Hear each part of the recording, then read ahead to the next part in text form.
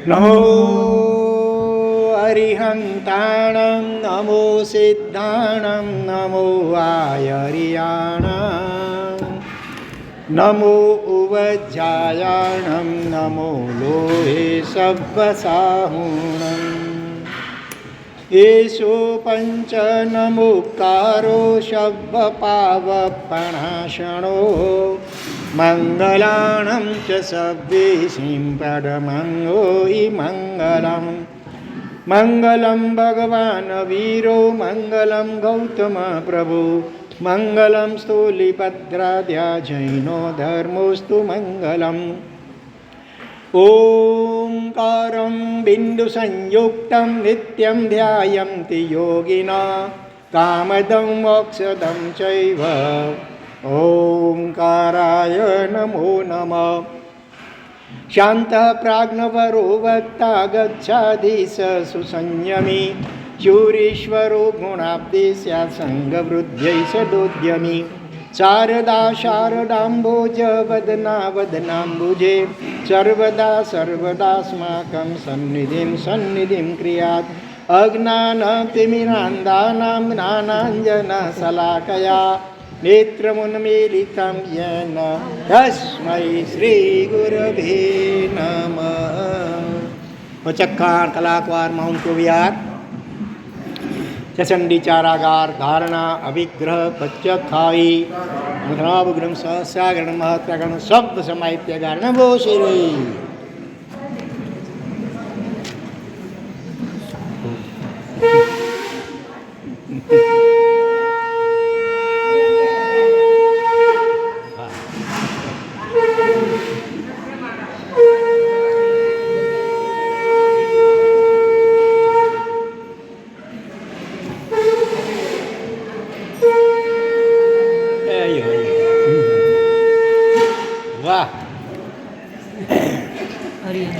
હરિહંત યારી હંત યારી હંત યારી હંત યારી હંત યારી હંત યારી શાંતિનાથ શાંતિનાથ શાંતિનાથ શાંતિનાથ શાંતિનાથ શાંતિનાથ શાંતિ મહાવીર સ્વામી મહાવીર સ્વામી મહાવીર સ્વામી મહાવીર સ્વામી મહાવીર સ્વામી મહાવીર સ્વામી મહાવીર સ્વામી મહાવીર સ્વામી ગૌતમ સ્વામી ગૌતમ સ્વામી ગૌતમ સ્વામી ગૌતમ સ્વામી ગૌતમ સ્વામી ગૌતમ સ્વામી ગૌતમ સ્વામી ગૌતમ સ્વામી ગુરુદેવ ગુરુદેવ ગુરુદેવ ગુરુદેવ ગુરુદેવ ગુરુદેવ ગુરુદેવ ગુરુદેવ આત્મા છું આત્મા છું આત્મા છું આત્મા છું આત્મા છું આત્મા છું આત્મા છું આત્મા છું શુદ્ધાત્મા છું શુદ્ધાત્મા છું શુદ્ધાત્મા છું શુદ્ધાત્મા છું શુદ્ધાત્મા છું શુદ્ધાત્મા છું અનંત જ્ઞાન વાળો છું અનંત જ્ઞાન વાળો છું અનંત જ્ઞાન વાળો છું અનંત જ્ઞાન વાળો છું કેવલ જ્ઞાન સ્વરૂપી છું કેવલ જ્ઞાન સ્વરૂપી છું કેવલ જ્ઞાન સ્વરૂપી છું કેવલ જ્ઞાન સ્વરૂપી છું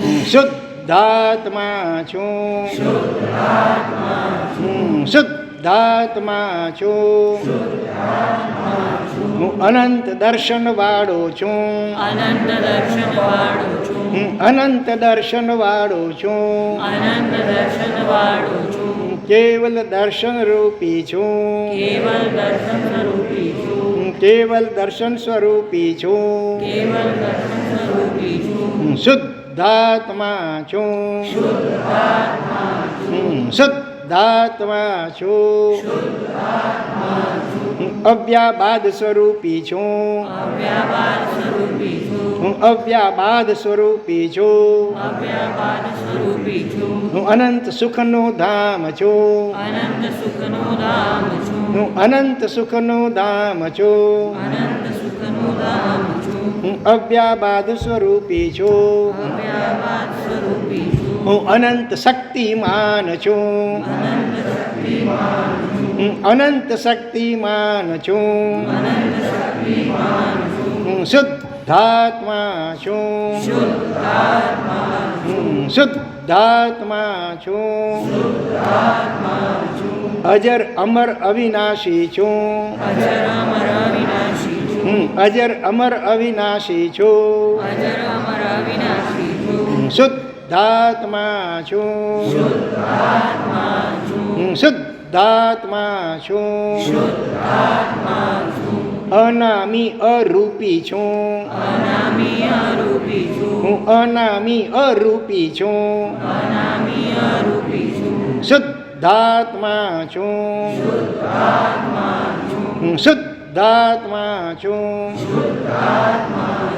અગુરુ લઘુ સ્વભાવી છું, અગુરુ લઘુ સ્વભાવી છું, અગુરુ લઘુ સ્વભાવી છું, અગુરુ લઘુ સ્વભાવી છું, શુદ્ધાત્મા છું, શુદ્ધાત્મા શુદ્ધાત્મા છું.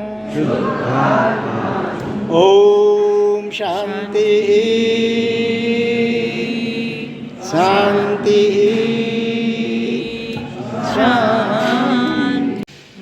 કલ્યાણ પાદ પારામમ શ્રુત ગંગા હિમાચલમ વિશ્વાંભુજ રવિમ દેવમ વંદે શ્રી જ્ઞાતનંદનમ.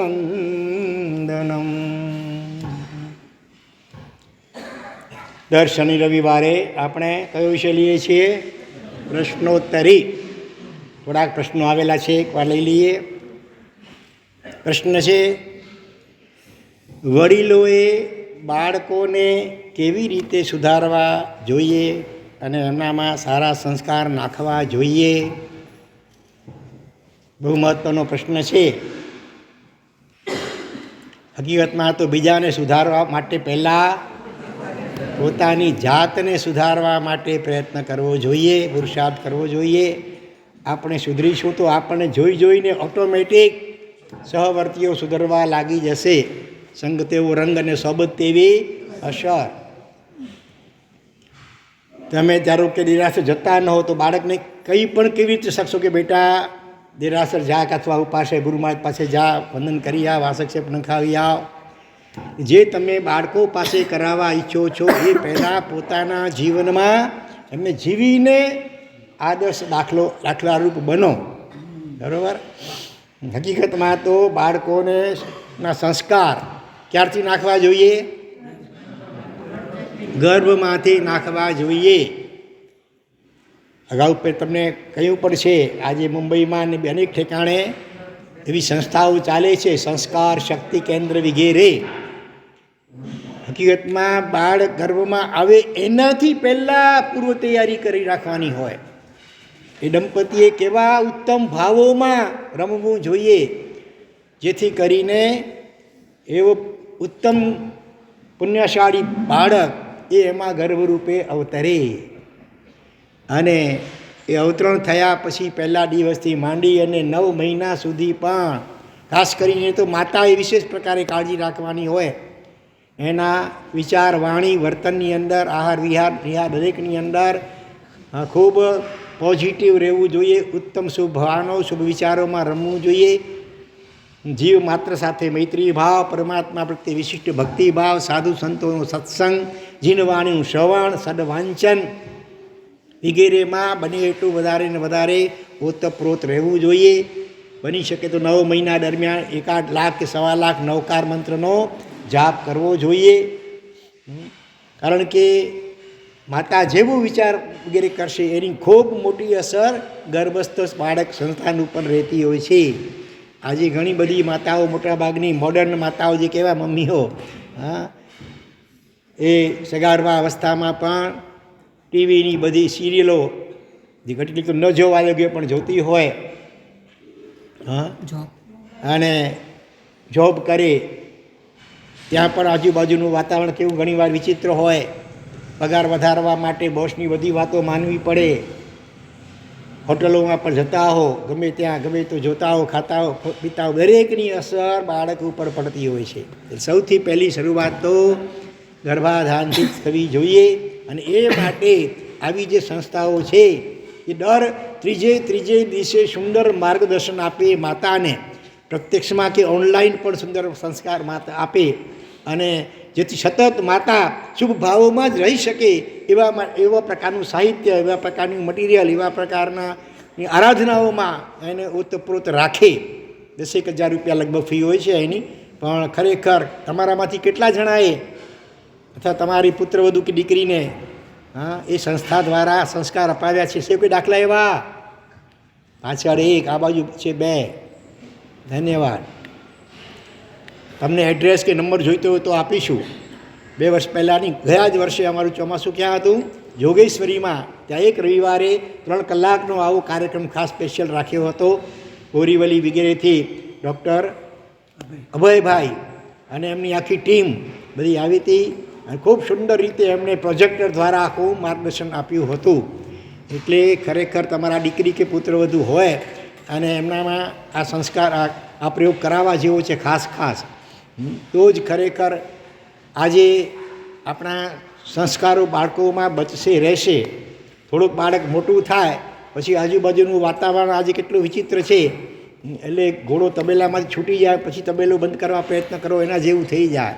આજે બાળકો પાઠશાળામાં પણ બહુ ઓછા જાય. શરૂઆતમાં કદાચ જાય પણ થોડા ઘણા દિવસો કે મહિના થાય, થોડોક મોટો થાય એટલે પાઠશાળામાં જવાનું લગભગ બંધ થઈ જતું હોય છે. એક બાજુ સ્કૂલના સમય અને કોચિંગ ક્લાસ ને ટ્યુશનને એટલા બધા વધતા ગયા, જેને કારણે પણ બાળકોને સમય ઓછો મળે. સાધુ સંતો પાસે આવવાનો તો સમય લગભગ નથી મળતો. તો મોટે ભાગે રોજમાં વહેલી સવારે સ્કૂલમાં જવાનું હોય, 6-7 કલાક સ્કૂલમાં, ત્યાંથી આવીને ખાધું ન ખાધું થોડીક વાર થાય ને ત્યારે પાછું કોચિંગ ક્લાસમાં કે ટ્યુશનોમાં જવાનું હોય, હોમવર્ક કરવાનું હોય, બાકી સામાન્ય થોડો ટાઈમ બચે એ બધું ટીવી અને મોબાઈલ ખાઈ જાય. એટલે એ રીતે સાધુ સંતોના ટચમાં બાળકો લગભગ નથી આવતા. એવા જ પ્રકારનું શિક્ષણનું સાણસું ખાસ કરીને પાશ્ચાત્ય દેશો તરફથી ગોઠવાયેલું છે, જેને કારણે સાધુ સંતોના પરિચયમાં બાળકો આવી શકતા નથી. અને ઘરની મમ્મીઓને સંસ્કાર નાખવા માટે ટાઈમ નથી. પહેલાંના કાળમાં તો રાત પડે સૂતા પહેલાં દાદા કે દાદી હોય બેસે અને ઘરના બાળકો બધા એને ઘેરી વળે, કોઈ ખોડામાં કોઈ અડખે કોઈ પડખે બેઠું હોય અને શું કરે દાદા કે દાદી? વાર્તા રે વાર્તા. બધાને ગમે કે ના ગમે? આ બાલ વૃદ્ધ સૌને વાર્તા કે દ્રષ્ટાંત ગમે. વ્યાખ્યાનમાં પણ 2-3 દ્રષ્ટાંત આવે તો મજા આવે. એકલું તત્વજ્ઞાન એકલું વિવેચન હોય તો જરાક કેટલાકને જોકા આવવા લાગી જાય. વચમાં થોડું રમૂજી કંઈ વાત હોય તો ઠીક મજા આવી જાય. તો બાળકોને પણ વાર્તા ગમે અને વાર્તાઓના માધ્યમથી પૂર્વના અનેક મહાપુરુષોના જીવન પ્રસંગોના માધ્યમથી બાળકોમાં સંસ્કારનું સિંચન કરતા હતા. પણ આજે મોટાભાગના દાદા દાદીઓ પણ ઘણીવાર આવા નાનકડા સ્થાપનાચાર્ય સામે એમને સામાયિક ફાવે નહીં કરવાનું. દિશાવગાસી કે પૌષધ એમને તો જોઈએ મોટા 56 સેન્ટીમીટરના સ્થાપનાચાર્ય, બરાબર ને? અને એની સામે કેવા અપલક નેત્રે ત્રાટક. આ બંને ભગવાન સિમંદર સ્વામી અને મહાવીર સ્વામી સામે નાટક કરવા હોય તો આંખ દુખવા લાગે. ત્યાં 3-3 કલાક કે 2-2.5 કલાક આમ એકદમ એકીટ હશે, આંખનો પલકારો પણ ભાગ્યે જ પડે. એ રીતે તમે બેઠા હો તો બાળકોમાં સંસ્કાર પછી કેવી રીતે નાખી શકશો? ખૂબ ગંભીરતાથી ખરેખર વિચારવા જેવું છે. એક મહત્ત્વની વાત એ પણ છે કે બાળકોને કઈ ભાષામાં શિક્ષણ આપવું જોઈએ? પોતાની માતૃભાષા. હજી ભલે આપણે 15મી ઓગસ્ટ હમણાં જ ગઈ, હજી આપણે ઝંડા ફરકાવ્યા, અહીંયા બિલાઓ લગાવ્યા, પણ હજી હકીકતમાં જોઈએ તો માનસિક રીતે અંગ્રેજોની ગુલામી આપણા જીવનમાંથી કે આપણા દેશમાંથી પણ ગઈ નથી. માતૃભાષાનું ગૌરવ. સંસ્કૃતો આ દેશની ખાસ ભાષા કહેવાય, દેવ ભાષા જેને કહેવાય.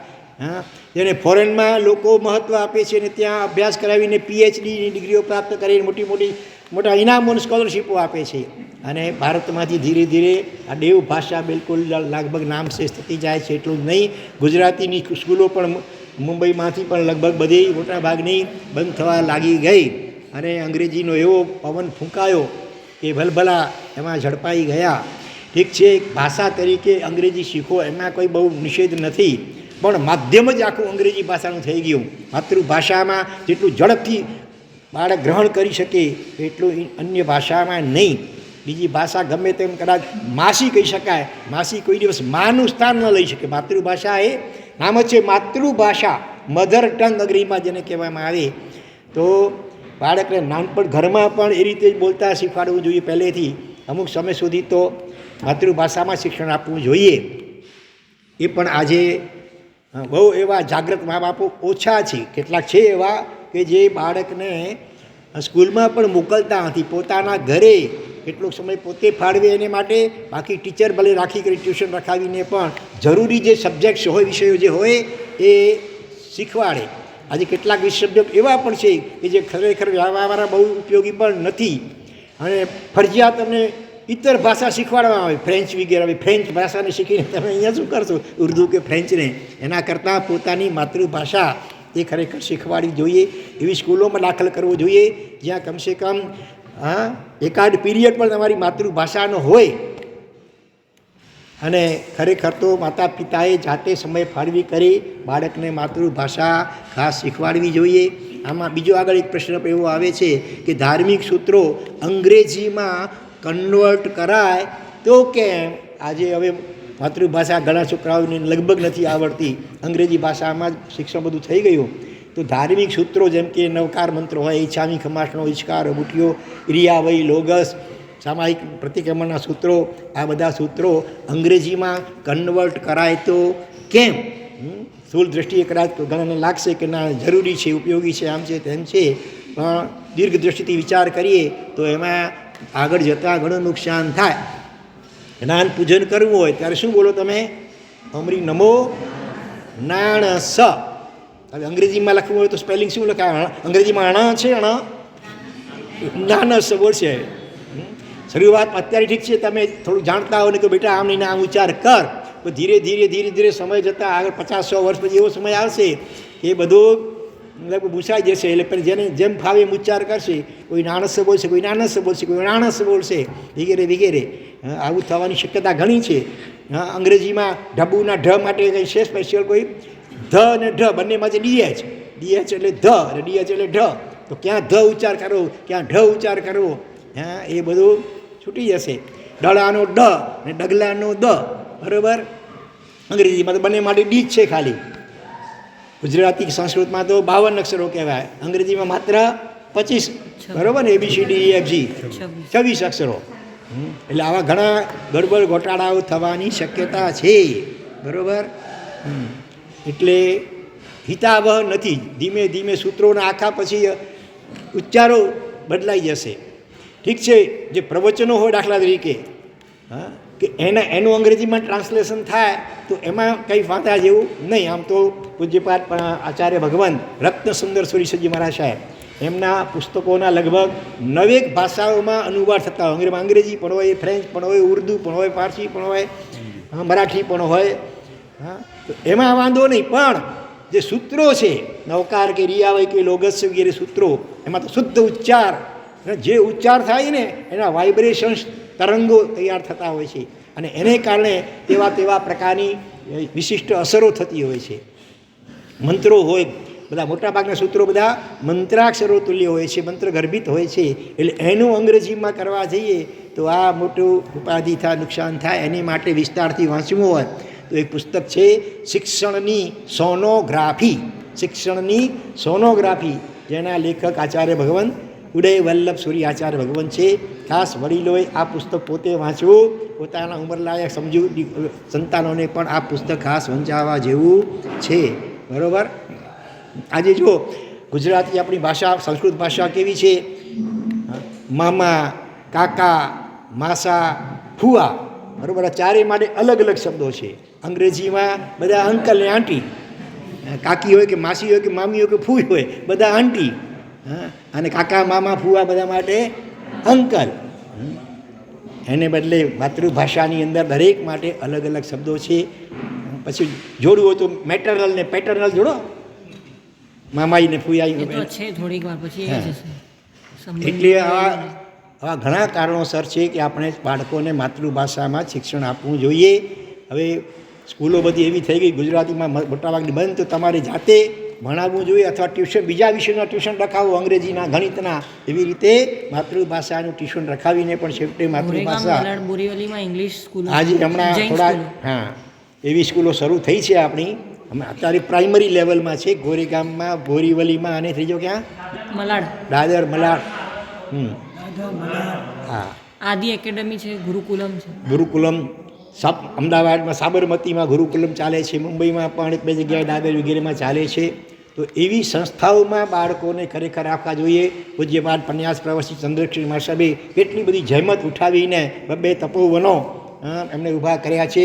એવી સંસ્થાઓમાં ખરેખર બાળકોને દાખલ કરવા જોઈએ. ત્યાં બધું શિક્ષણ પણ આપવામાં આવે છે. 12 માસ ત્યાં સાધુ ભગવંતોની હાજરી હોય. દરરોજ મહાત્માઓ પોતે વ્યાખ્યાન કે વાંચના વગેરે બાળકોને આપતા હોય. સુંદર મજાની અષ્ટપ્રકારી પૂજા અને ભક્તિના ખૂબ ઉત્તમ સંસ્કારો બાળકોમાં નખાતા હોય. એટલે એવી સંસ્થાઓમાં બાળકોને ખાસ દાખલ કરવા જોઈએ. મહેસાણામાં પણ સંસ્કૃત પાઠશાળા સરસ ચાલે છે, તપોવનમાં પણ ચાલે છે. છેવટે સોનગઢની અંદર પણ આપણા ઘણા કચ્છી બાળકો ત્યાં ભણે છે. ત્યાં પણ જિનાલય છે. નિયમિત ભગવાનની પૂજા ત્યાં કમ્પલસરી છે. અઠવાડિયામાં અમુક દિવસ ધાર્મિક દરેક બાળકોને શિક્ષણ પણ ત્યાં આપવામાં આવે છે. તો આવી સંસ્થાઓમાં છેવટે બાળકોને દાખલ કરો. જો તમે ઘરે સંસ્કાર ન આપી શકતા હો તો. બાકી એવા દાખલાઓ પણ છે કે બિલકુલ બાળકને સ્કૂલ વગેરેમાં મોકલતા નથી, ઘરે જ બધું શિક્ષણ આપવામાં આવે છે. એમાં પણ આપણી આર્ય સંસ્કૃતિને છાજે એ રીતના ગુરુકુલમની અંદર બધા સંસ્કારો નાખવામાં આવે છે. તો ખાસ બાકી બાળકોને બહુ ધમકાવવાથી કંઈ સુધરી જાય એવું નથી. વધુ પડતું ધમકાવવામાં આવે તો બાળક ઉદ્ધત અને ઉલટું ઉચ્છૃંખલ બની જાય. પછી તમારે સામે બોલતું થઈ જાય.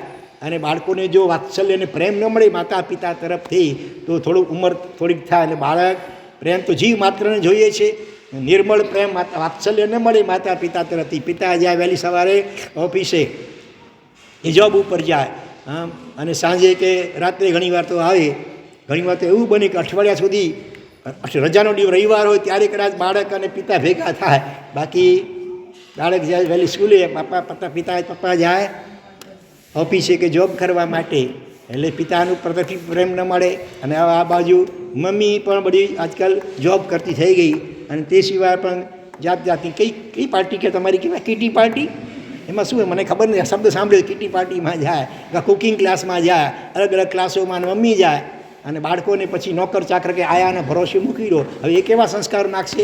છૂટા અવડા કુસંસ્કારો નોકર ચાકર કે આયા વગેરે નાખી દે. એટલે બહુ ગંભીરતાથી વિચારવાની જરૂર છે.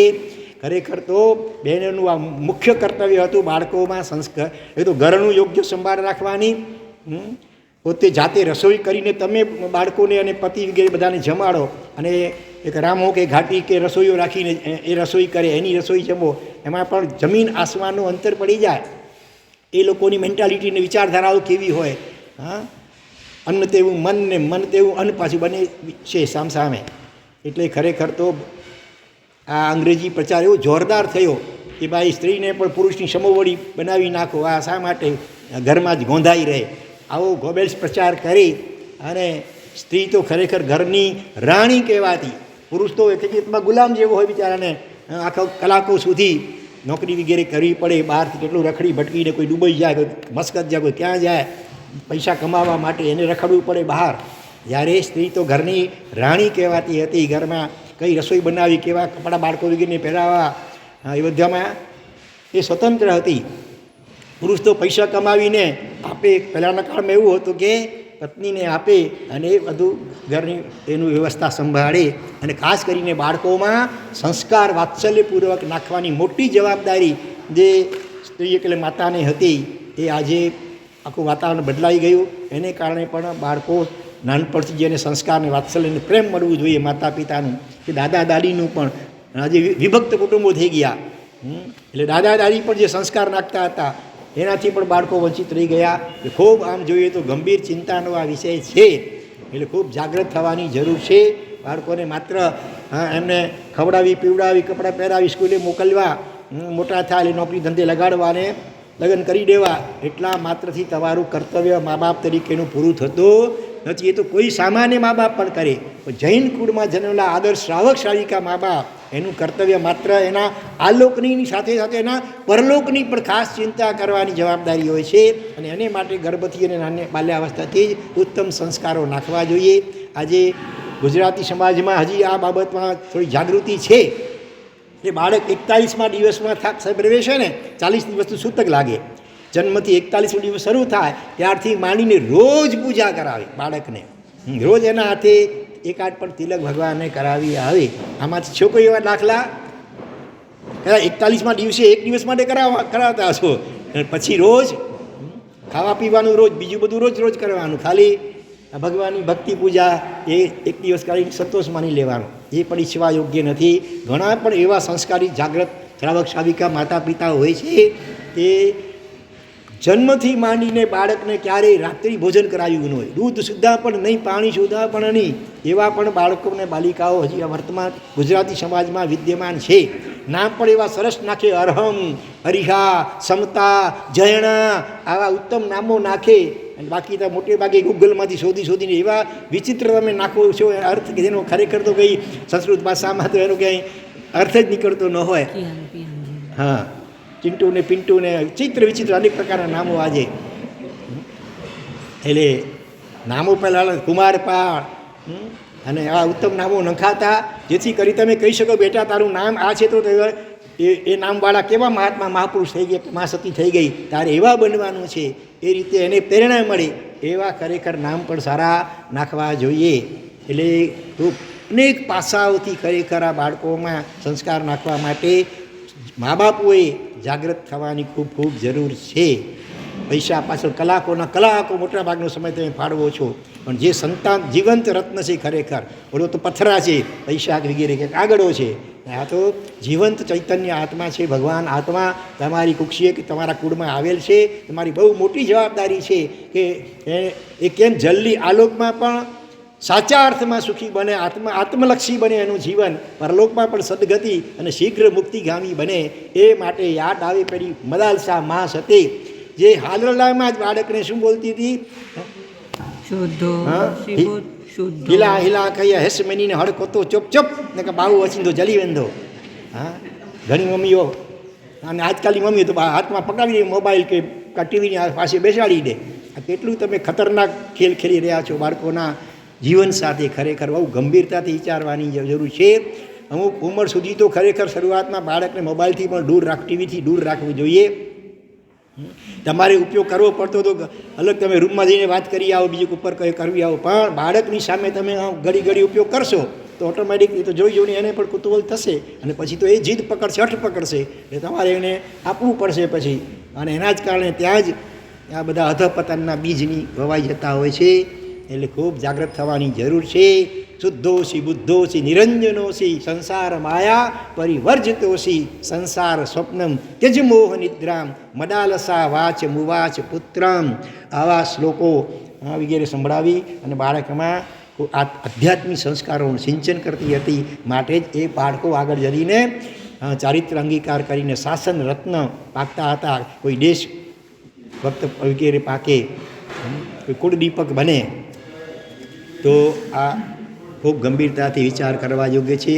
પછી એક પ્રશ્ન છે કે ભૂત પ્રેતના વળગાડ કે મેલી વિદ્યા વગેરેમાં તથ્ય કેટલું, એટલે કે આ બધી વાતો ખરેખર હોય છે કે પછી ઢોંગ ધત્તિંગ હોય છે? ભાઈ તમારો શું ખ્યાલ છે આ જગતમાં ભૂત પ્રેતનું અસ્તિત્વ, એના વળગાડ, પછી મેલી વિદ્યાના પ્રયોગો, આ બધું હકીકત છે કે ધત્તિંગ છે, ઢોંગ છે, નાટક છે, શું છે ભાઈ? તમારો શું ખ્યાલ છે? કેટલા એમ કહે છે કે આ બધું છે, ભૂત પ્રેત પણ હોય છે, મેલી વિદ્યાના પ્રયોગો, એની અસરો એવી ગઈ પણ હોય છે, એમ કેટલા માને છે? સરખી આંગળી ઊંચી કરો, ગભરાઈને આમ નહીં કરો, સરખું કરો, ખ્યાલ આવે તો હોય છે. કેટલા કહે છે કે બધું આ કાલ્પનિક છે, ધત્તિંગ છે, ખરેખરમાં એવું હોતું નથી, એવું કેટલા માનો છો? હા, આ બાજુ ઘણા મોટા ભાગની બંને પ્રશ્નમાં ઘણાની આંગળીઓ નીચે જ છે હાથ, એટલે ખબર નથી. બરાબર? હકીકતમાં આ બધી વાતો શાસ્ત્રમાં આવે જ છે. ભૂત પ્રેત, વેંતર દેવોના 8 પ્રકાર, એમાં ભૂત પ્રેત આવે, યક્ષ, રાક્ષસ, કિન્નર, કિંપુરુષ, મહુરક, ગંધર્વ, એવા 8 નામો. વેંતર દેવોના 8 પ્રકારો, વાણ વિંતરના પણ 8 પ્રકારો, અણપની, પડપની, ઈશીવાડી, ભૂતવાડી, સ્કંદિત, કોહન, માત વગેરે. અને શાસ્ત્રીય દૃષ્ટાંતોમાં પણ આવો પ્રસંગો આવે છે. કોઈએ કામણ ટુમણ કર્યા, મેલી વિદ્યાના પ્રયોગ કર્યા, એને કારણે એની અસરો થઈ. અને વર્તમાન કાળની અંદર તો આવા ઘણા કિસ્સાઓ, અમે તો ગામે ગામ ફરીએ, બરાબર, ઠીક ઠેકાણે ચોમાસાઓ થાય અને શેષકાળમાં વિચારતા રહીએ, એટલે ઘણા એવા કિસ્સાઓ જોયા છે નજરે કે જે વ્યક્તિ પોતે આવી બાબતમાં નહોતા માનતા, કેટલાક આંગળી ઊંચી કરીને કે અમે આ માનતા નથી, ધતિંગ હોય છે. હા, એ વ્યક્તિ પોતે પણ જે માનતા નહોતા, પણ જ્યારે એમના ઉપર પણ પ્રયોગ થયા અને ભયંકર રીતે રીબાવા લાગ્યા, પીડાવા લાગ્યા, હા, ડૉક્ટરી કોઈ ઉપચાર કામ લાગે નહીં. એમાં હકીકતમાં જે આવી મેલી વિદ્યાનો ભોગ બનેલા હોય કે ભૂત પ્રેતના વળગાડનો ભોગ બનેલા હોય એને કોઈ ડૉક્ટરી ઉપાય કામ લાગે જ નહીં. એને તો કોઈ એના જાણકાર કોઈ વિશિષ્ટ એવા માંત્રિક તાંત્રિક હોય એ ઉપાય કરે તો એમાં સફળતા મળે પણ અને ક્યારેક ન પણ મળે. એવો કોઈ નિકાચિત કર્મનો ઉદય હોય અસાતા વેદનીયનો અને એવો કોઈ જોરદાર પ્રયોગ થયો હોય તો ક્યારેક ઘણીવાર વર્ષો સુધી જિંદગીભર માટે સુધી પણ હેરાન પરેશાન થયા કરે અને આખરે રીબાઈને મરવાનો પણ વારો આવે. એવા કિસ્સાઓ અમે પણ જોયા છે. એટલે ભૂલે છું કે એવું માનતા નહીં કે આ બધું નથી. હા, હોઈ શકે જ્યાં અસલ હોય ને ત્યાં નકલ પણ હોઈ શકે. સોનાની નકલ થઈ શકે છે, પિત્તળ વગેરેનું મિશ્રણ કરી નકલી માલ આવી શકે, પણ નકલ થાય છે એનો મતલબ ક્યાંક અસલ પણ હોય ત્યારે જ એની નકલ થતી હોય છે. એટલે દરેક કિસ્સાઓમાં હંબગ છે કે ધતિંગ છે કે નાટક છે એવું માનતા નહીં. કોઈ કરે પણ બનવાયો છે કે કોઈ નાટક કરે, દેખાવ કરે, ઢમ કરે, કોઈ સ્વાર્થના કારણે કે ગમે તે કારણે. બધા જ કિસ્સાઓમાં ઢોંગ ધતિંગ કે નાટક હોય છે એવું તો બિલકુલ માનતા જ નહીં. હા, એવા ઢગલાબંધ કિસ્સાઓ અમારા જાણમાં છે, નજરે જોયા છે કે જે પોતે નહોતા માનતા આવી ચીજોમાં પણ પોતે જ્યારે એનો ભોગ બન્યા ત્યારે કબૂલ કરવું પડ્યું છે. બરાબર. તો અને એવી જ રીતે કેટલીક વાર સાધુ ભગવંતોને પણ એવા વળગાડ લાગેલા પણ કિસ્સાઓ જોયા છે. મારી દીક્ષાને હજી ત્રીજું વર્ષ ચાલતું હતું. ગુરુદેવ સાથે અમે બધા રાજસ્થાન તરફ જઈ રહ્યા હતા. અમારી સાથે મારા પછી થોડા જ મહિનાઓ પછી દીક્ષિત થયેલા કચ્છ બિરડાના બુલચંદભાઈ દીક્ષિત થઈને મહાપ્રભ સાગરજી મહારાજ બન્યા. વિહાર કરતાં અમે રાજસ્થાન તરફ જઈ રહ્યા હતા. રોજના ડબલ ત્રિબલ વિહારો હતા.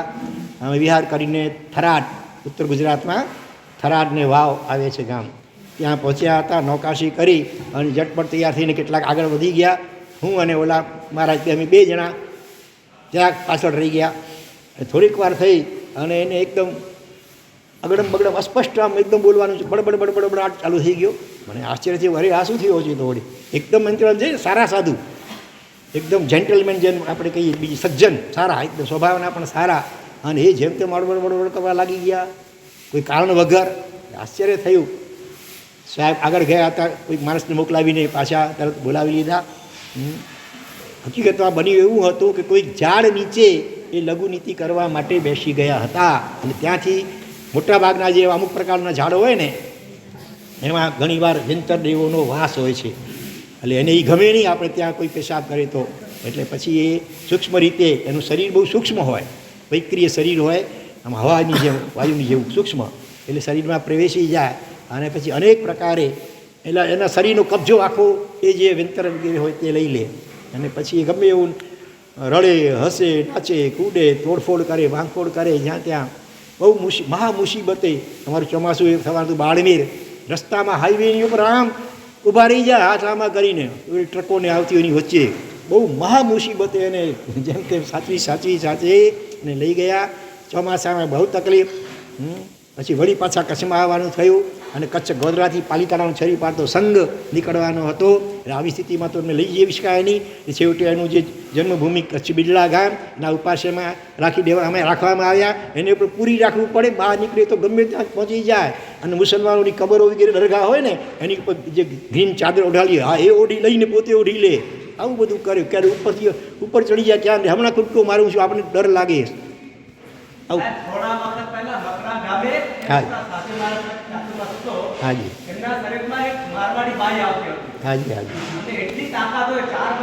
પકડી ન શકે. હાજી અહીંયા 2-3 વર્ષ પહેલાં ચોમાસું હતું, સાદીજી ભગવાન એને પણ અસર થઈ ગઈ હતી. એટલે આ ઘણા દાખલાઓ છે. ટૂંકમાં કહેવાનું મતલબ ઘણા ઉપાયો કરવામાં આવ્યા પણ એવો કોઈક નિકાચિત કર્મનો ઉદય હતો આખરે એને સાદુપણું એને છોડાવવું પડ્યું. પછી એવી સ્થિતિમાં રાખીએ તો શાસન હિલ ના થાય.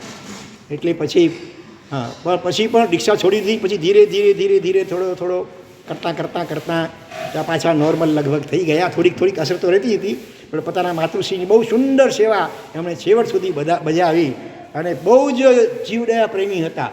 એ શાક પણ જેને ચપ્પુ લાગે ને એવું શાક પણ વાપરે નહીં. એકદમ નીચું જોઈને ચાલે, એરિયા સમિતિ પાડે બરાબર. ખૂબ જીવ રક્ષાના પરિણામો બહુ ઊંચી કોટીના એમના હતા. જે લગભગ 15 દિવસનું અનશન કરી અને લગભગ 2 વર્ષ પહેલાં એનું આયુષ્ય પૂરું થયું છે મૂલચંદભાઈનું. પણ આવા ઘણા દાખલાઓ સમાજમાં આજે જોવા મળે છે. એટલે કોઈક કેસમાં કદાચ હોય ધરતી, બાકી બધા કેસો હંબક છે એવું બિલકુલ માનવું નહીં. બરાબર. એટલે ખાસ ખ્યાલ રાખવાનું કે લઘુનીતિ વગેરે કરવી હોય તો ઝાડ નીચે જ્યાં ત્યાં બેસવું નહીં. અને ભૂલે ચૂકે ઈર્ષ્યાથી કે દ્વેષથી આવો પ્રયોગ કોઈના ઉપર કરવો કે કરાવવો નહીં.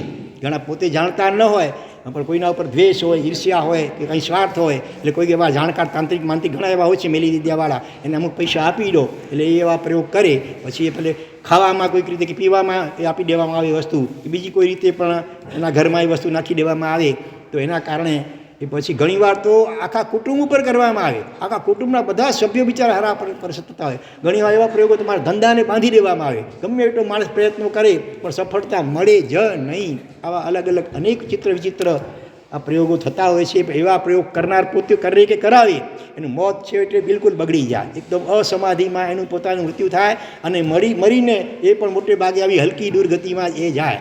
માટે ભૂલે ચૂકે સ્વાર્થ કે ઈર્ષ્યાથી પ્રેરાઈને પણ આવા પ્રયોગો કોઈના ઉપર તમે જાણતા હો તો એવા પ્રયોગ કરવા નહીં, અથવા બીજા દ્વારા કરાવવા પણ નહીં. જો તમે સમાધિ, મરણ અને સદગતિને ઈચ્છતા હો તો, દુર્ગતિની પરંપરામાં ભટકવું હોય તો તમારી મરજી. બાકી આ પ્રયોગો ખરેખર કરાવવા જેવા નથી. પણ આ બધું શક્ય હોય છે. મારણ પ્રયોગો, ઉચ્ચાટ મંત્રના અલગ બતાવે છે. વશીકરણ, ઉચ્ચાટનમાં પ્રયોગ થાય તો જીવને ક્યાંય ઉચાળા ભરી જાય, ગામ છોડીને આમ ભાગી જાય, આખું ગામ ખાલી થઈ જાય. એવા તંત્રોના પ્રયોગો પણ હોય છે.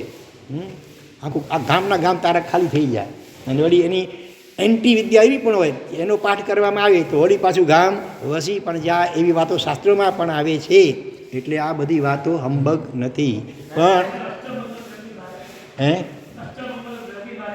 હા, એટલા માટે ઘરની બહાર અષ્ટમંગલની પાટલી છે.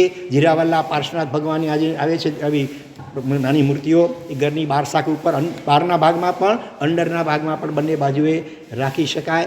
તે સિવાય દરરોજ વજ્ર પંજર સ્તોત્ર દ્વારા મુદ્રાઓ સહિત આત્મરક્ષા દિવસમાં બની શકે તો 2 વાર તો સવારના ઉઠીને આખા દિવસ માટે, રાત્રે સૂતા પહેલાં આ પ્રયોગ કરીને શું મુદ્રાઓ સાથે તો તકલીફ ન થાય. આખું વજ્રનું કવચ પાંજરું બની જાય આપણી આજુબાજુ હરા સર્કલ. એટલે કોઈ એવું મલિન તત્વ અંદરમાં પ્રવેશ કરી શકે નહીં. અને એક સાધીજીનો ખ્યાલ છે, કચ્છમાં હતા સાધીજી, અત્યારે તો કાલદરમ પામી ગયા. એને પણ રાતના બહુ બિહામણા દ્રશ્ય, સ્વપ્નમાંની જાગૃત અવસ્થામાં દેખા એક વેંતર કોઈક મલિન બહુ એને હેરાન પરેશાન કરતો હતો. પણ પછી કોઈકની પ્રેરણાથી એ વજ્ર પંજર સ્તોત્ર 3 વાર મુદ્રાઓ સાથે, મુદ્રા વગર કરે તોય પણ પાછી ઓલી અસર થતી હતી, પણ મુદ્રાઓ સહિત 3 વખત આ કરીને પછી સૂએ એ રાતના કોઈ તકલીફ થાય નહીં. અને એ સાધીજી ભગવંતી પોતે મને કહેલું તે હું તમને કહું છું. એટલે એ રીતે આત્મરક્ષા માટે આ વજ્ર જેમાં 9કાર મહામંત્રના 9 પદોને પોતાના શરીરના જુદા અંગો પાંગ ઉપર સ્થાપન કરવા દ્વારા આત્મરક્ષા પૂર્વાચાર્ય ભગવંતોએ બતાવેલ છે. એ કરીને જ સૂવું જોઈએ. અને સવારના ઉઠીને પણ પહેલું આ વજ્ર પંજર સ્તોત્ર અમે તો 3 વાર, સવાર, બપોર, સાંજ 3 વાર અમે બધા કરીએ છીએ. તો ખાસ એ લક્ષ્ય રાખજો. હા, બધું હોય. હા, હોય ઋણાનુબંધ કહો, જે કંઈ હોય બધું હોય. કર્મ તો હોય, એ નિમિત્ત, એ નિમિત્ત બન્યો. કોઈક જીવ પ્રયોગ કરે એ નિમિત્ત બન્યો. પોતાનું કર્મ તો હોય જ. હાજી. પણ છતાં રક્ષા માટે આવા બધા ઉપાયો મહાપુરુષોએ શાસ્ત્રોમાં બતાવેલા છે. એનો આપણે સદુપયોગ કરવો જોઈએ. 9કારના એક પદ દ્વારા શરીરના જુદા અંગો પાંગ ઉપર અને આપણી ચારે બાજુ પણ નીચે પણ વજ્રની ખાઈ, વજ્રનો ચારે બાજુ વજ્રનો કિલ્લો, વજ્રની ખાઈ, ઉપર પણ વજ્રનું ઢાંકણું, નીચે વજ્રની શિલા. અને એ રીતે આખું વજ્રના પાંજરાનું કલ્પના 9કારના 9 પદો દ્વારા કરવાનું શાસ્ત્રકારોએ બતાવ્યું છે. એ પ્રમાણે કરીએ. હાજી, એ જેનું જેટલું આયુષ્ય, જેનું શાસ્ત્રમાં ઓછામાં ઓછું 10,000 વર્ષનું આયુષ્ય ઓછામાં ઓછું બતાવ્યું છે. અથવા એમને કોઈ એવા વિશિષ્ટ સંત મળી જાય એવા કે જે આજે એવા હોય છે કે જે એમની સાથે વાતચીત કરી શકે, એમને જોઈ શકે. સાધના, ધ્યાનની સાધના ખૂબ કરતા હોય ને, અને આ ત્રીજું નેત્ર, થર્ડ આઈ જેને કહેવામાં આવે, એ જો ખુલી જાય તો એના દ્વારા એવા જે યંત્રો વગેરે ફરતા હોય વાતાવરણમાં એને જોઈ શકે, એની સાથે વાર્તાલાપ પણ કરી શકે, અને એમને સત્સંગ કરાવે. અથવા મેં ઠેકાણે વાંચ્યું, હિમાલયમાં એવું એક આશ્રમ છે, અદૃશ્ય આશ્રમ, નરી આંખથી દેખાય નહીં, પણ એવા તો એવા જે હોય એને ત્યાં મોકલવામાં આવે, અને ત્યાં એવા આત્માઓ હોય છે કે જે સત્સંગ કરાવતા હોય. એટલે એને સત્સંગ એ સાંભળે અને એને પોતાના પાપોનો પશ્ચાતાપ થાય, ક્ષમાયાચના વગેરે કરે, હા, અને સત્સંગ વગેરે કરે અને ભક્તિ કરે ભગવાનની, બીજા આત્માને સહાય કરે, તો ધીરે ધીરે એવું વિશિષ્ટ પુણ્ય બાંધે અને એ એમાંથી મુક્ત થઈ શકે. એમાં હા વધારે છે અને મોટી ભાગે મેલી વિદ્યા શું કહે, ગુંડાને ગુંડો પહોંચે. સજ્જન વ્યક્તિ હોય પડે નહીં, કોઈ ઝઘડામાં એ પડે નહીં, વચ્ચે ન પડે. તો આવા જે મલિન પ્રયોગો થયેલા હોય એને એના કરતાં ચડિયાતા બીજા મલિન દેવો હોય ને એ થાય ન કરવું જોઈએ, બલિ વગેરે. અને એમાં પણ પૈસા લઈને જે કરતા હોય ને પ્રયોગો, એનો વિશ્વાસ લગભગ કરવો જોઈએ નહીં. નિસ્વાર્થ ભાવે, સેવા ભાવે કોઈ કરતો હોય તો જુદી વાત છે, બાકી સ્વાર્થથી કરતા હોય તો જલ્દી એમાં પડવું નહીં બહુ.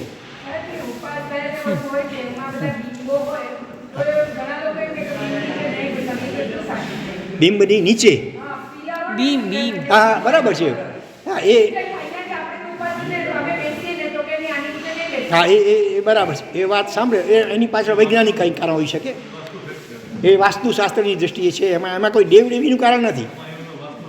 એ હા હા એ વાસ્તુની વાત છે, એટલે એમાં હજી તથ્ય લાગે, પણ એમાં કંઈક એટલે વાઇબ્રેશન્સ જે નીકળતા હોય ને એ કંઈક અસર કરતા હોય નેગેટિવ, ભાર વજન આવે.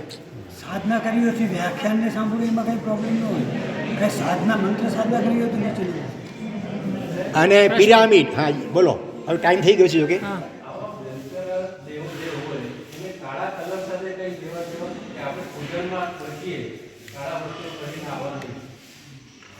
એ માંગલિક રૂપ, સુકુન રૂપે છે, એ પણ સંભવ છે. પણ બીજી રીતે વ્યવહારમાં પણ જો કોઈનો વિરોધ કરવો હોય ને તો કાળા વાવટા ફરકાવે, બરાબર ને. એટલે અપશુકન એક પ્રકારનો નેગેટિવ ભાવ છે, નેગેટિવ ઉર્જા એનાથી આકર્ષાય પણ બનવા યોગ છે, એટલા માટે છે. વિશેષ અગ્રે વર્તમાન મારી ભાવના થોડા ઉમેશભાઈ ગયા છે, એ રોકાવાના છે કાલે કે જવાના ખ્યાલ છે કોઈને? હા હા, તો મારી ભાવના એવી છે એ આવતીકાલે અડધો કલાક આમનું પ્રવચન હશે, પછી આપણી પ્રશ્નોત્તરની જગ્યાએ અડધો કલાક ધ્યાન પ્રયોગ જે યશો વિજયસુરી આચાર્ય ભગવાન ધ્યાન શિબિરો કરાવે છે, એમાં અડધા કલાકની જે ધ્યાન પ્રક્રિયા કરાવે છે એના 3 તબક્કા હોય 10-10 મિનિટના. એમણે ઘણા વર્ષોથી એમનો પરિચય અને સત્સંગ કર્યો છે, અને આ ધ્યાન શિબિરોનું સંચાલન પણ 72 જિનાલયમાં એ કરતા હતા ઉમેશભાઈ. તો એમની પાસે એ મોબાઈલની અંદર હશે, તો આપણે આવતીકાલે અડધો કલાક એ ધ્યાન પ્રયોગ 4 તબક્કા છે. પહેલા તબક્કામાં 10 મિનિટ શ્વાસોશ્વાસ પ્રાણાયામ, ભાવ પ્રાણાયામ, એટલે એની શ્વાસ અંદર જાય, પૂરક થાય ત્યારે એ બધા પોઝિટિવ ભાવ, પોઝિટિવ ગુણો આપણામાં જાણે અથવા આનંદ અંદરમાં પ્રવેશી રહ્યો છે એવા ભાવ કરવાના.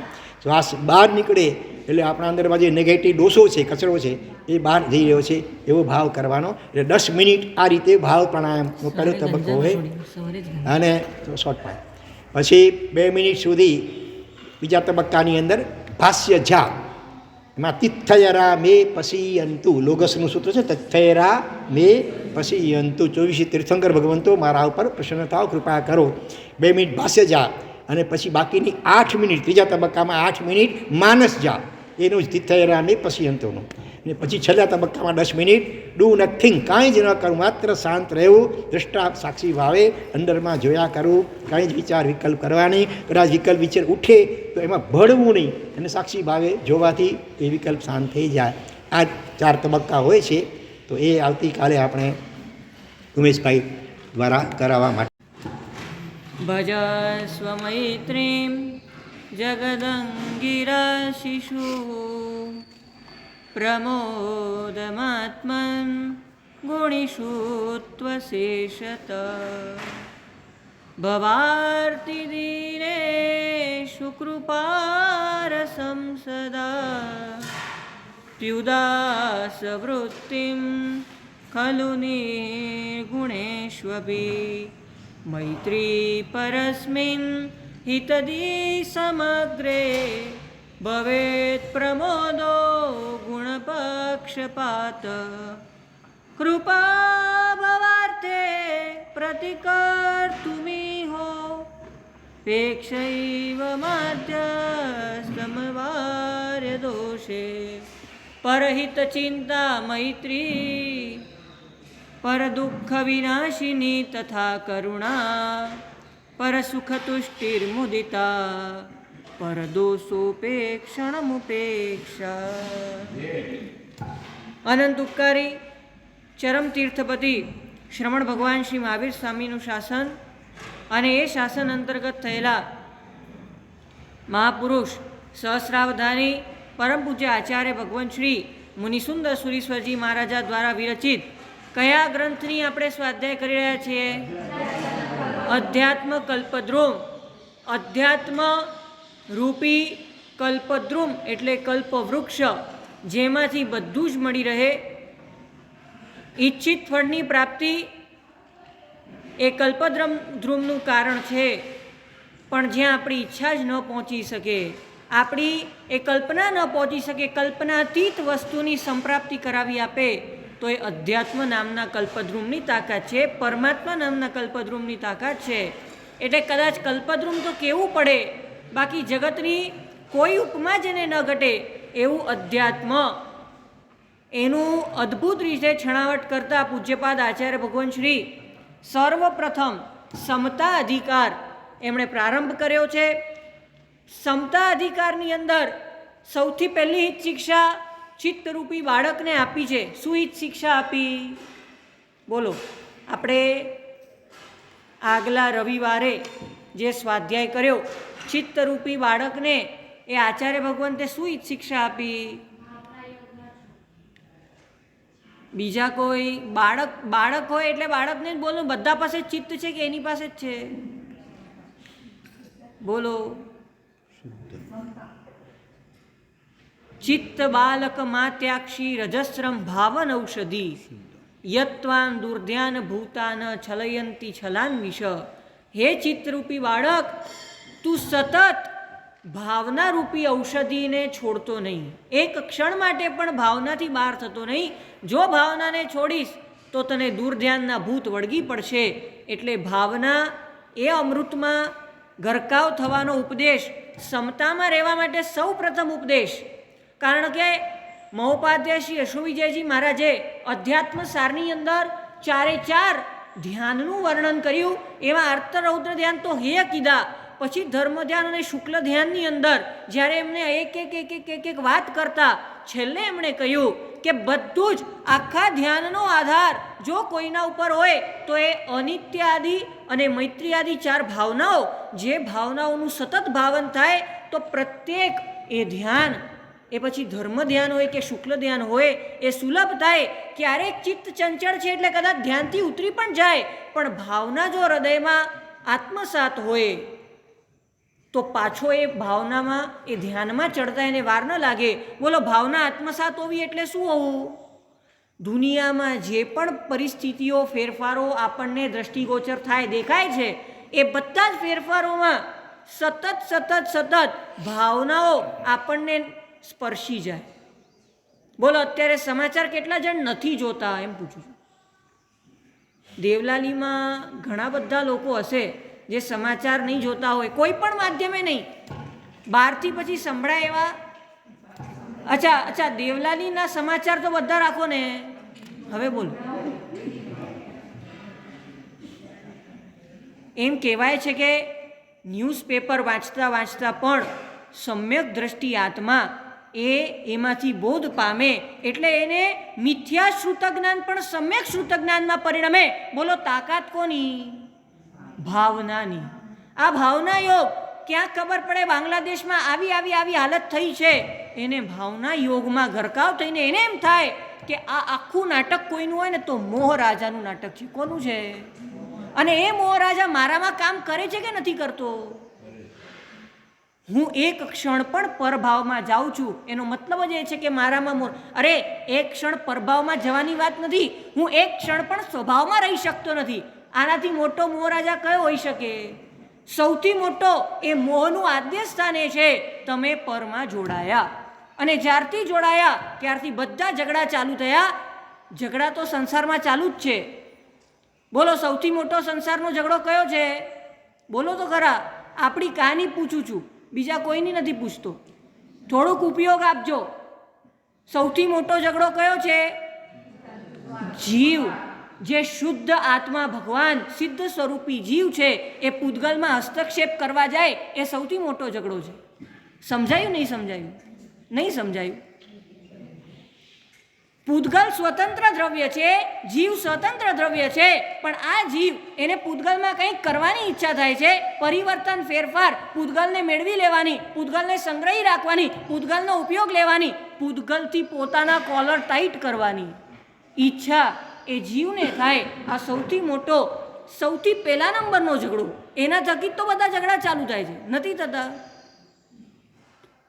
વાત એટલી જ છે, પ્રત્યેક વસ્તુમાં ભાવના યોગ જો હોય તો એ જીવ તરત પોતાના ધ્યાનમાં આવી જાય. અને ત્યારે જ્યારે ચિત્ત બાળકની વાત કરી અને ગુરુ ભગવાન આગળ વધી રહ્યા છે, હવે એમણે યતિના સુખ અને સાંસારિક સુખ આ બંનેની તુલના કરી. અને એક વસ્તુ સમજો, શાસ્ત્રકાર ભગવંતોએ ઉપદેશની અંદર સૌ પ્રથમ સર્વવીરતીનો ઉપદેશ આપવાની વાત કરી. કેમ? ખ્યાલ છે તમને? એવો કોઈને પણ ઉપદેશ આપવો હોય તો સૌથી પહેલાં સર્વવીરતીનો ઉપદેશ આપવો, કારણ કે જ્યાં સુધી લક્ષ્ય સર્વવીરતી સુધી નહીં પહોંચે ત્યાં સુધી શ્રાવકપણું કે સમ્યક દ્રષ્ટિપણું પણ આવવું એ નેક્સ્ટ ટુ ઇમ્પોસિબલ છે.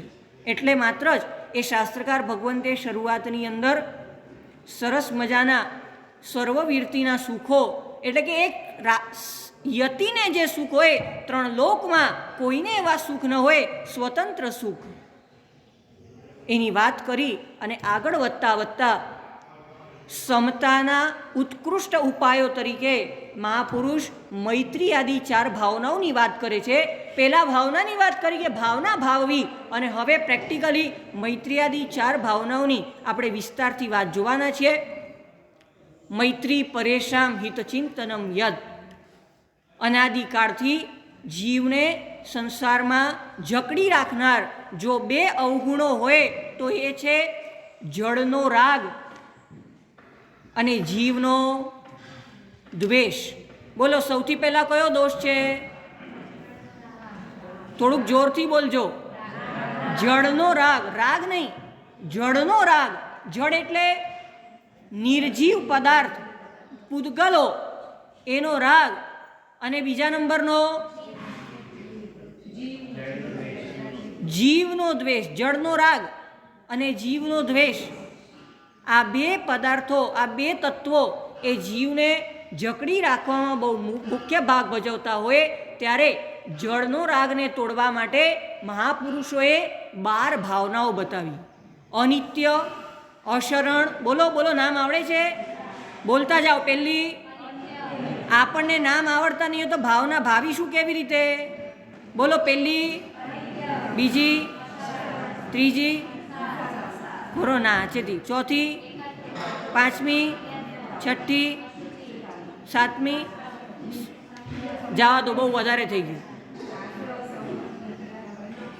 જેમણે 9 તત્વ ભણ્યું હશે, 9 તત્વના કયા તત્વમાં 12 ભાવનાઓ આવે?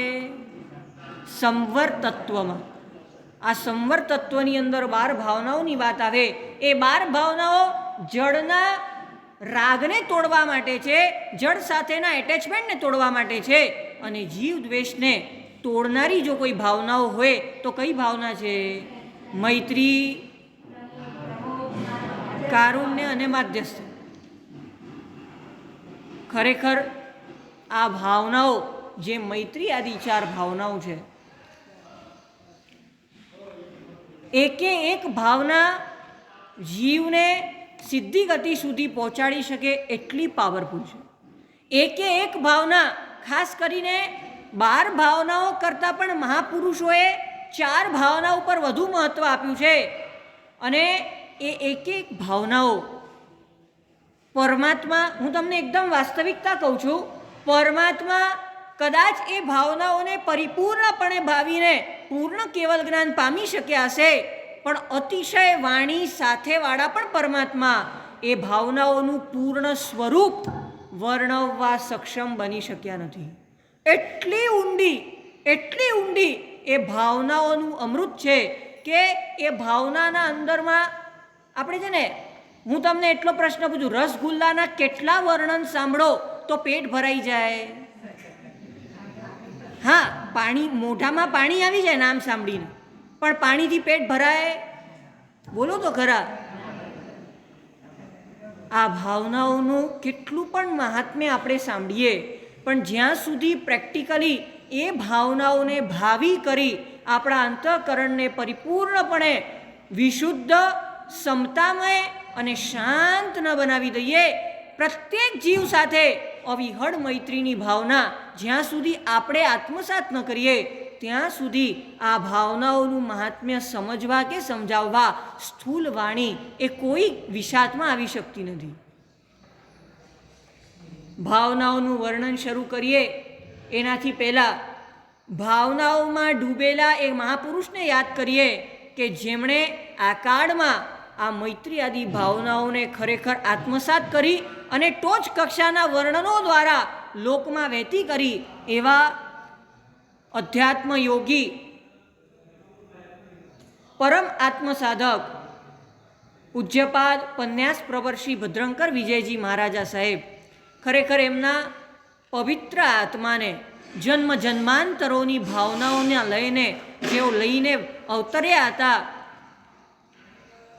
એવા મહાપુરુષને અંતઃકરણપૂર્વક વંદન કરી અને પછી યત્કિંચિત ભાવનાઓનું સ્વરૂપ આપણે તો શું બોલી શકવાના હતા, પણ એ મહાપુરુષને પ્રાર્થના કરીએ કે અમને કંઈક સમજણ પડે એવું કંઈક કરો.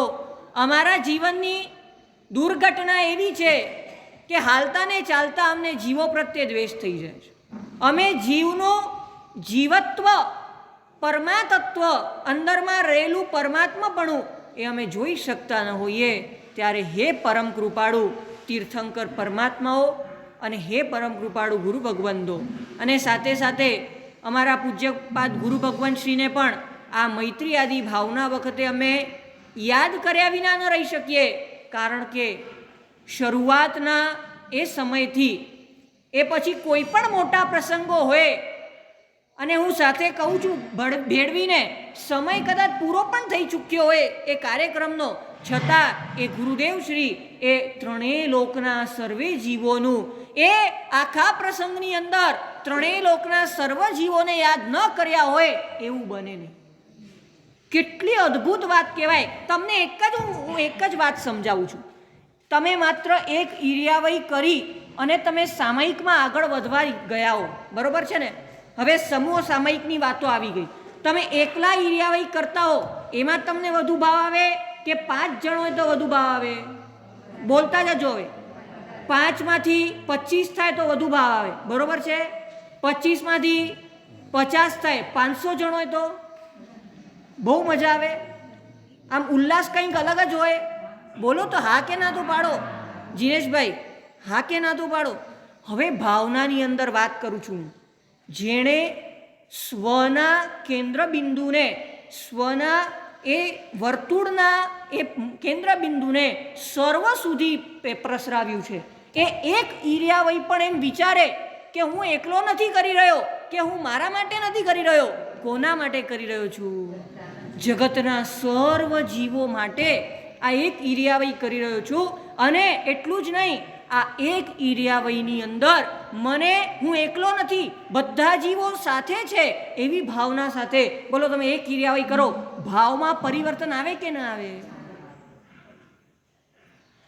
અને વાસ્તવિકતા પણ એ છે, શાસ્ત્રકાર ભગવંતો પણ વાત એ જ કરતા હોય. એક ઈર્યાવય, તમે ડેમોક્રેસી ખબર છે તમને? એટલે કે લોકશાહી કેવી છે? For the people, by the people, of the people, બરોબર છે? ઇંગ્લિશના ગુજરાતી ટ્રાન્સલેશન કોઈ કરી આપશો મને? મને શું છે, અમે ઇંગ્લિશ મીડિયમમાં ભણ્યા છે એટલે ગુજરાતી આવડતું નથી. બોલો ને દીપકભાઈ, લોકશાહીની એ વ્યાખ્યાને ગુજરાતીમાં કરી આપશો? કોઈ વાંધો નહીં, સમજી ગયા ને બધા? આપણે તો સમજવાથી મતલબ, કઈ ભાષાથી થોડી મતલબ છે. તો એક ઈર્યાવય બી કેવી કરવાની? બધાની સાથે, બધાની માટે અને બધા દ્વારા. બોલો મજા આવે કે ના આવે? સર્વ જીવો માટે હું જે પણ આરાધના કરું, પરમાત્માને એક તિલક પૂજા કરું, બોલો મારા માટે કે સર્વ જીવો માટે? અચ્છા, હવે તમને ગણિત એકદમ બરોબર આવડે છે? માસ્ટર છો બધા પૈસા ગણવામાં? બોલી તો હા કે ના તો પાડો. એટલે જેન્ટ્સ જ માસ્ટર હોય કે લેડીઝ પણ માસ્ટર હોય? અચ્છા એમ, મને આજે ખબર પડી. મને લાગ્યું પૈસા એમને ગણવાના છે. ચાલો પ્રશ્ન પૂછું છું. 1000માંથી 1 જાય તો કેટલા બાકી રહે? બોલો તો ખરા, તમારું મેથેમેટિક્સ. 1000માંથી 1 જાય તો કેટલા બાકી રહે? 0 રહે.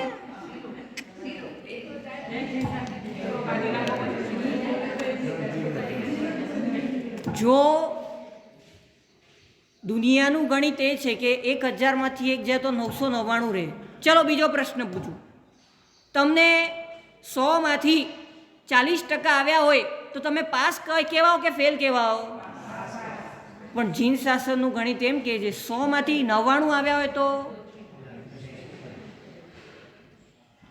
આટલા અનંત અનંત અનંત અનંત જીવો છે. આ અનંત જીવોમાં એક પણ જીવ સાથે જો વેરનો અનુબંધ રહી જાય, એક પણ જીવને જો આપણે પરમાત્મા તુલ્ય આત્મા ન માની શક્યા અને માટે એની સાથે 36નો આંકડો લઈને બેઠા હોઈએ તો આપણી એક પણ આરાધના સફળ થાય. જીન શાસનનો પ્રવેશ દ્વાર જ એ છે મૈત્રી ભાવનું પવિત્ર ઝરણું. બોલો કરે શુભ થાઓ આ સકલ વિશ્વનું સકલ વિશ્વનું તો ભલે શુભ થાઓ, પણ આનું શું થાઓ? ફલાણા કે ઢીકાણાનું શું થાઓ? બોલો એવી ગાંઠો જો આપણે અંતરમાં લઈને બેઠા હોઈએ, આપણા સ્વભાવમાં જીવો પ્રત્યેની એક કુણી લાગણી, જીવ કોઈ સંપર્કમાં. હવે તમે એક તમારો વર્ષો પુરાણો મિત્ર તમને વર્ષો બાદ મળતો હોય ત્યારે તમારી એમના પ્રત્યે લાગણી કેવી હોય? બોલો તો ખરા. આમ હૃદય સોસરો એને ચાપી લઈએ, એની સાથે વાતો કરીએ. એ કેમ દેવલાલીમાં આવ્યો બિચારા, એને ખબર નથી રસ્તા શું છે, કેવી રીતે છે, કેટલા દેરાસરો છે, બધી યાત્રા કરાવીએ, સાથે જઈએ, એનું બધું સારું થાય એમ વિચારીએ. થાય કે નહીં એવું? મૈત્રી ભાવ, મિત્રતાનો ભાવ. મિત્રતાનો ભાવ એટલે મૈત્રી. એવી મૈત્રી જીવ માત્ર પ્રત્યે જ્યારે છલકતી હોય. એક પ્રશ્ન પૂછી લઉં. તમારી દુકાન દાખલા તરીકે કરિયાણાની દુકાન છે અને એની બાજુમાં બીજા કરિયાણાની દુકાનવાળો છે. બોલો એ આગળ વધતો હોય, બોલો ગમે કે ન ગમે? બોલો તો ખરા, ગમે? અચ્છા, હવે બીજું પૂછું છું. એ બાજુવાળી દુકાન તમારા છોકરાની હોય તો ગમે કે ન ગમે? હા હા, આપણે મોક્ષમાં જઈએ તો એને ગમે કે નહીં?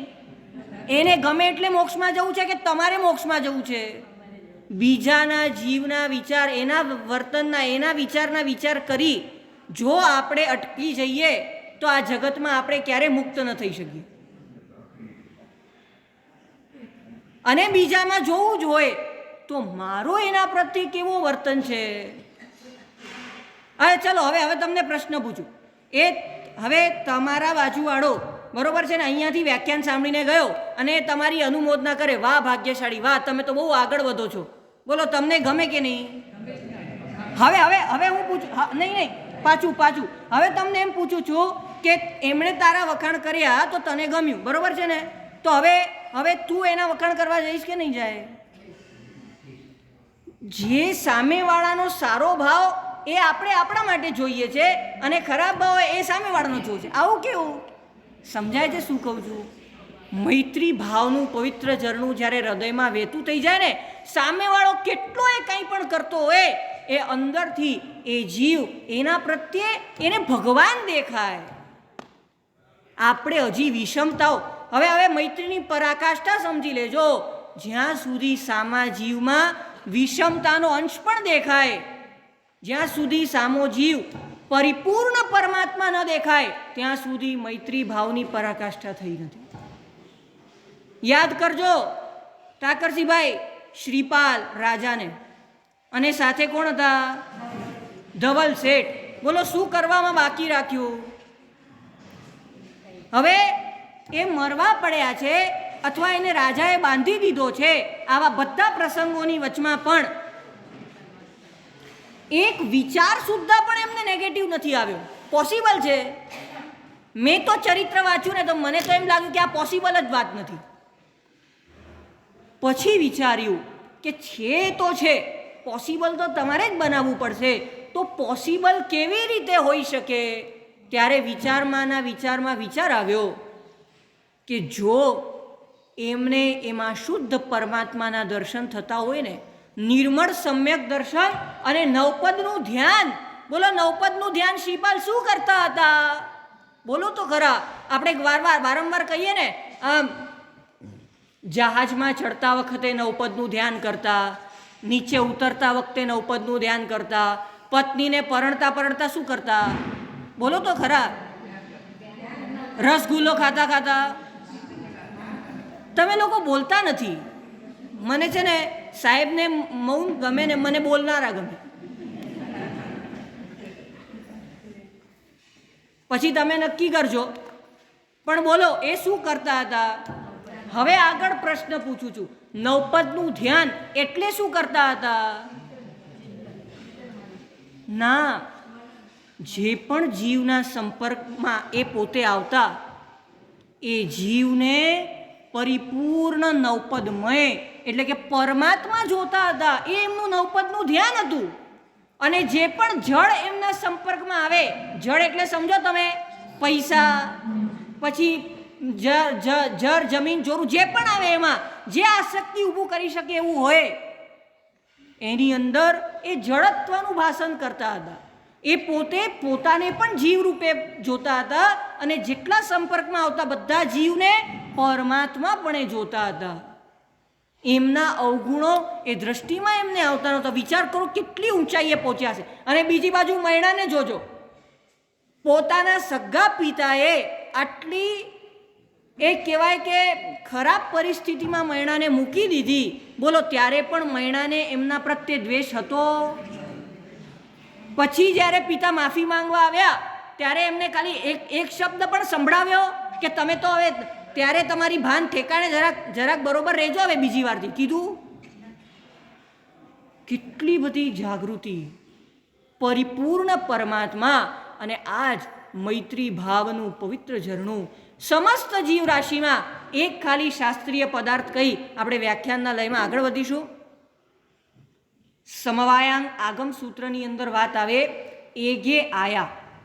એગે આયા એટલે આત્મા એક છે. શું અર્થ થાય એનો? આત્મા એક છે. હવે એ આગમ સૂત્રકાર ગણધર ભગવંતોને પ્રશ્ન કરવાનું મન થાય કે આપે જ તો કીધું બધા આત્મા અલગ અલગ છે, તો પછી એમ કેમ કહો છો આત્મા એક છે? કોઈ સમજાવી આપશો મને? બોલો આત્મા એક કેવી રીતે છે ઠાકરસિંહભાઈ? હા, ગુણ એક છે. બધાના આત્માના ગુણો એક છે, અર્થાત આત્મરૂપે એક. હવે મનુષ્ય કહું, આમાંથી કેટલા જણ મનુષ્ય છો? બધા મનુષ્ય છો ને? તો જાતિ રૂપે મનુષ્ય જેમ એક આવે તેમ જાતિ રૂપે આત્મા, સમસ્ત 14 લોકમાં રહેલા આત્માઓ બધા એક આત્મા છે. સમજાણું? હવે ભગવતી સૂત્રની અંદર વાત આવે છે કે આત્મા અનંત પ્રદેશી છે. હવે પ્રશ્ન થાય, બોલો આત્માના પ્રદેશો કેટલા? અસંખ્ય પ્રદેશ છે. પણ અહીંયા એમ વાત આવે નહીં, આત્મા નહીં, જીવાસ્તિકાય, મિચ્છામી દુક્કડમ, મારી ભૂલ થઈ, જીવાસ્તિકાય અનંત પ્રદેશી છે. જેમ ધર્માસ્તિકાય, અધર્માસ્તિકાય વગેરે છે ને, તો જીવાસ્તિકાય અનંત પ્રદેશી કેવી રીતે? કે એક આત્માના કેટલા આત્મ પ્રદેશો? પણ આત્મા એક છે કે અનંત છે? અનંત છે ને, અનંત આત્માઓ છે. તો એ અનંત આત્માઓના બધા પ્રદેશોને ભેગા કરો, કેટલા પ્રદેશ થાય? અનંત. હવે ચલો, આ અનંત પ્રદેશોમાંથી એક પણ આત્માની બાદ બાકી કરો, બોલો એ આખો જીવ પ્રદેશ થાય? જીવાસ્તિકાય આખો જીવાસ્તિકાય ન થાય. એટલે જ આચારાંગ સૂત્રની અંદર વાત આવે, સચ્ચંસી નામ તુમમેવ જમ હંતવમતી મન્નસી. તું જેને હણવાની ઈચ્છા કરે છે, તું જેને પરેશાન કરવાની સામેવાળાને ઈચ્છા કરે છે, તું માનજે કે તું જ છે. કોણ છે? હવે એમ કહો કે આ દુનિયામાં તમે એકલા જ હોત અને બીજા કોઈ જીવ ન હોત, બોલો તમે જીવી શકત? ન જીવી શકત ને. એટલે જ મહાપુરુષો કહે છે એક આત્માને પણ બાદ બાકી કરો. હવે ફરી વાર પૂછું છું, 1000માંથી એક કાઢો તો કેટલા રહે? બોલો. પર્વાધિરાજ પર્યુષણ મહાપર્વના દિવસો નિકટ આવી રહ્યા છે. જેમની સાથે પણ અણબનાવ થયા હોય, મૈત્રી ભાવના ખંડિત થઈ હોય, કોઈ જીવમાં પરમાત્માને બદલે બીજું કંઈક દેખાઈ રહ્યું હોય, બોલો મૈત્રી ભાવમાં કોની બાદ બાકી થાય? ગરીબ તો નીકળી જાય ને, બિચારા હીન પુણ્યવાળા હોય, બોલો વિષ્ટાનો ભૂંડ કે એ વિષ્ટાનો કીડો કે એ ગટરનો ભૂંડ, બોલો એની બાદ બાકી થાય? ન થાય. જીવ રૂપે બધા અરિહંત પરમાત્માના રો મટીરિયલ્સ છે, એ બધા જ પરમાત્મા સ્વરૂપ છે. ઘણીવાર શું થાય છે, મહાપુરુષો એકેન્દ્રિય જીવ અથવા તો તેઇન્દ્રિય કીડી વગેરે હોય ને, એને આપણે મારવા માટે જલ્દી તૈયાર ન થઈએ. લગભગ જીવ દયા, જીવ રક્ષાની એ આપણી એ પરિણામ ચાલતા હોય, બરોબર છે ને? રસ્તામાં કીડી આવી જાય, બોલો પગ આવે તો દુઃખ થાય કે ન થાય? આપણા ઘરમાં આજુબાજુ રહેતા પંચેન્દ્રિય જીવો, બોલો એમને આપણે જેમ તેમ બોલી શકીએ? શ્રાવક અને શ્રાવિકાની વાણી કઠોર હોય? ન હોય. જેમના અંતરમાં મૈત્રી ભાવ, જીવ માત્ર પ્રત્યે કરુણા, કોઈના પ્રત્યે તિરસ્કાર કે હીનત્વનો ભાવ ન હોય, ત્યારે આ મૈત્રી ભાવનામાં ચાલો આ મહાપુરુષ શું કહે છે, મૈત્રી ભાવના કેવી રીતે ભાવવી? મા કાર્ષિત કોપી પાપાની. કોઈ પણ જીવો, જગતના સર્વ જીવો, કોઈ પણ પાપ ન કરો. હું પાપ ન કરું એમ નહીં, હું ધર્મ કરું એમ નહીં, જગતના કોઈ જીવો પાપ ન કરો. અને માચ ભૂત કોપી દુઃખિત, જગતનો કોઈ જીવ દુઃખી ન થાઓ.